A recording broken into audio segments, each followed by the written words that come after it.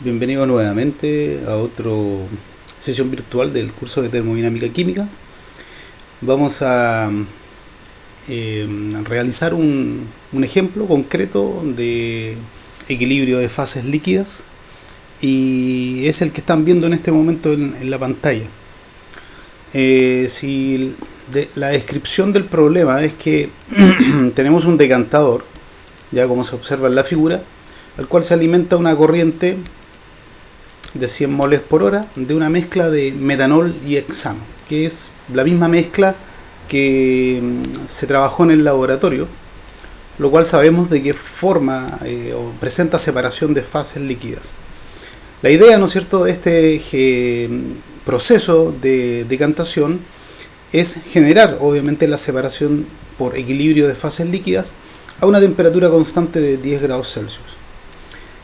Si se considera que el sistema líquido de metanol y hexano está o se modela adecuadamente por la ecuación de Van Laar, se nos pide determinar la composición y los flujos de la corriente de salida, como se observa en el diagrama, ¿no es cierto?, para las siguientes condiciones. Letra A, una corriente de entrada al 90% de metanol, y letra B, para una corriente de entrada al 40% molar de etanol. Los datos que tenemos son las constantes de Van Laar, A y B, que aparecen acá. Veamos cómo plantear este problema para comenzar con la resolución. Primero, como se trata de un sistema que está modelado por Van Laar, lo más razonable es utilizar el método gráfico de resolución, dado la complejidad algebraica que nos ofrece el método o la ecuación de Van Laar. Por lo tanto, lo primero que vamos a hacer, vamos a la resolución. En el primer paso vamos a generar el gráfico de la energía libre de Gibbs en función de la composición global del compuesto 1, que en este caso es metanol. Y en base a lo que habíamos visto, ¿no es cierto?, el G total dividido en RT, ya que la temperatura es constante, es igual al G de la mezcla ideal más el G de exceso, ya que es un sistema líquido. Y vimos que esto finalmente se resumía en la sumatoria de los X logaritmo de X, que es el aporte de la mezcla ideal, considerando la base de energía a las condiciones del sistema, y el G exceso, que viene dado en este caso por el modelo de Van Laar, que es la ecuación que tiene acá, que ustedes la tienen disponible también en el documento de los modelos líquidos, por lo tanto en función de las constantes de Van Laar y la composición. Con esto, como conocemos las constantes de Van Laar, nos damos distintas composiciones y podemos obtener para cada X1 una energía libre de Gibbs total. Y esto es lo que vamos a ir a ver al gráfico directamente en Excel, que ya lo tengo construido en Excel. Aquí pueden ver ustedes donde medí, ¿no es cierto?, las constantes de Van Laar para el modelo, para el sistema metanol-hexano, y tengo distintas composiciones con un paso bastante pequeño, entre casi 0 y obviamente la composición 1. Y lo que tienen acá es el gráfico ya construido en Excel, donde aparece la energía libre de Gibbs, partido por RT, en función de la composición de, en este caso, el metanol. En primera instancia es posible observar el cambio de la curvatura de la gráfica desde una parte convexa a una parte cóncava, y producto del cambio de la segunda derivada, lo cual nos dice inmediatamente que este sistema presenta separación de fases líquidas, por lo tanto, que es básicamente lo que vimos en el laboratorio para el sistema líquido metanol-hexano. Por lo tanto, una vez que tengo el gráfico construido, vamos a la segunda etapa, al segundo paso. Avanzamos y lo que viene acá, una vez que tenemos construido el gráfico, es la verificación de la formación de fases. Acabamos de ver el gráfico de la energía libre de Gibbs y, dada la forma que tiene la curva, uno inmediatamente infiere que hay separación de fases, producto del cambio en la curvatura de cóncava a convexa. Por lo tanto, esta verificación de formación de fases se tiene que plasmar finalmente en el diagrama o en el espectro de estabilidad, que es lo que está aquí dibujado, esquematizado, en la cual sabemos que la parte intermedia es cuando el sistema se va a estabilizar en dos fases y en los extremos en una fase.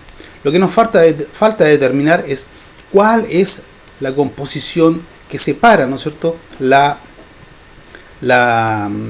el cambio, ¿no es cierto?, en el espectro de estabilidad. Y eso tiene que ver con la búsqueda de los puntos de inflexión. Por lo tanto, lo que necesitamos es determinar los puntos de inflexión, que lo vamos a obtener directamente de la curva de energía libre de Gibbs. Y esto lo vamos a hacer básicamente al ojo, viendo un poco dónde se produce el cambio de la curvatura. Vamos a agregar un rectángulo para poder visualizar mejor el cambio de la curvatura. ¿Dónde está esto? Acá está. Vamos a insertar el triángulo y aquí tenemos el triángulo. Ya más o menos sabemos que esto debiese andar, el cambio de curvatura, el primero, debe ocurrir más o menos por acá, por 0.25, y el segundo cambio de curvatura debiese andar por un 0.8. Vamos a pensar que este es el límite. Esto es bastante al ojo, evidentemente, porque es una solución gráfica. Vamos a darle un poco de formato a esto. Le quitamos el relleno y damos un color al borde para poder visualizar mejor. Y acá tengo demarcado cuál es la zona de dos fases, identificando los puntos de inflexión. Por lo tanto, podemos decir que los puntos de inflexión es más o menos 0.25 el primero y 0.8 el segundo.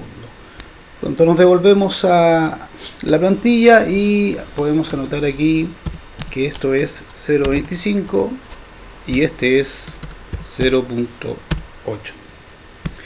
Con esto podemos concluir que se formarán dos fases siempre y cuando la composición global pertenezca al intervalo entre 0.25 y 0.8. En base a esto, inmediatamente podemos responder o tratar de responder gran parte de las letras A y B.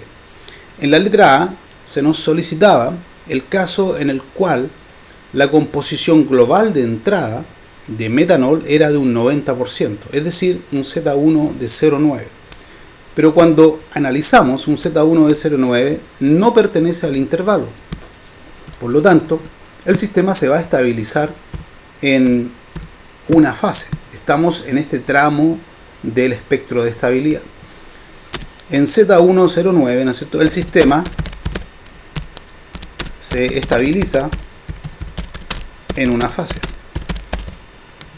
¿Qué quiere decir eso? Que obviamente no hay separación. Es decir, si me devuelvo al esquema del proceso, voy a ingresar una corriente con 90% de metanol y lo que va a pasar es que va a aparecer solo una fase, por lo tanto será esta de acá o esta de acá, y la composición de salida será el mismo 90%, por lo tanto el proceso no va a cumplir su objetivo de separar. Por lo tanto, la letra A era una pregunta capciosa que en el fondo su respuesta es imposible separar una corriente que está entrando al 90% porque no se cumple la estabilización o la generación de fases. En cambio, la letra B, volvemos acá donde estábamos, nos preguntan por una composición de entrada del 40%, que significa un Z1 de 0,4. En este caso, al analizar la composición global, podemos visualizar que se encuentra dentro del intervalo entre 0,25 y 0,8, por lo tanto se infiere que el sistema sí presenta división de fases. Por lo tanto, se infiere de que el proceso efectivamente al generar dos fases va a poder cumplir con su objetivo, que es separar. En este caso, y solo en este caso, en la letra B, puedo pasar al tercer paso, que es la determinación de las fases que están en equilibrio. Por lo tanto, para esto vamos a utilizar el método gráfico de doble tangente que vimos en la sesión anterior, para determinar las concentraciones de las fases. La composición con la cual vamos a trabajar, la composición de entrada, es un 40% o Z1 igual 0,4, que es la composición de metanol. ¿Por qué? Que corresponde a la letra B. Porque en la letra A, ¿no es cierto?, ya sabemos de que no se forman fases, por lo tanto es innecesario determinar las concentraciones de las fases en equilibrio, porque no existen fases en equilibrio. Por lo tanto, con esta composición de 0,4 nos vamos a ir a utilizar el método gráfico con la doble tangente y vamos a volver al mismo gráfico de la energía libre de Gibbs. En este caso ya no nos interesa el espectro de estabilidad, puedo eliminar este rectángulo y lo que me voy a enfocar ahora es a determinar la doble tangente en este gráfico. Recuerden que en este caso hay una sola doble tangente. Le voy a tratar de graficar acá, ¿no es cierto?, con una línea recta que va a tocar, la única línea recta que toca en 2 puntos a la curva, que más o menos la estoy graficando ahora. Y es algo como esto. Le vamos a dar algo de grosor a la curva para que se vea mejor. Y le damos un color azul tal vez. Y ahí se ve mejor. Nos vamos con un ancho mayor y ahí tenemos la tangente, ¿no es cierto?, que está tocando en 2 puntos. Voy a tratar de ajustar un poco mejor. Y por ahí tenemos. Lo que están viendo es el gráfico de la energía libre de Gibbs en función de la composición, en la cual he dibujado la línea recta que es tangente en 2 puntos. Este es el método de la doble tangencia y los puntos en la cual se genera la tangencia corresponde a la composición de las fases que están en equilibrio.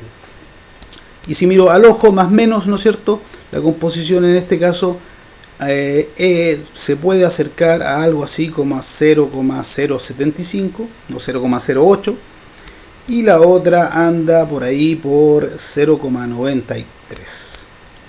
Me devuelvo a la plantilla y anoto las composiciones de las fases. Una será 0,08 y la otra es 0,93. Le damos un poco de color para rematar el ejercicio, un poco lo vamos a ennegrecer. Y lo que tengo es la composición de las fases de salida, por lo tanto estoy ingresando 100 moles con una composición de 0,4 de composición de metanol de 40% y estoy obteniendo dos fases. Una de ellas tiene un 8% de metanol y la otra tiene un 93%. Aquí pueden ver ustedes lo interesante del utilizar el equilibrio entre fases líquidas para poder separar. Si mi objetivo es rescatar metanol, bueno, pasé de un 40% a una fase, a una corriente líquida que tiene un 93%, y eso desde el punto de vista es una separación bastante exitosa. Luego lo que viene es determinar los flujos. Tengo 100 moles de entrada, tengo la composición de entrada y tengo las composiciones de salida. Por lo tanto, para determinar los flujos de cada una de las corrientes es simplemente un balance de materia bastante trivial que ustedes lo podrán hacer fácilmente.